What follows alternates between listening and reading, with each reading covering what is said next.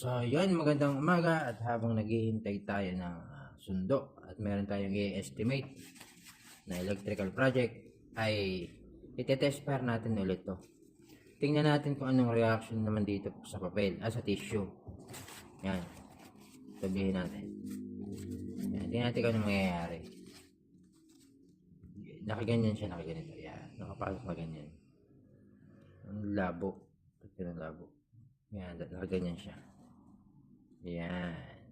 So, test pair natin. Okay, naka-on na.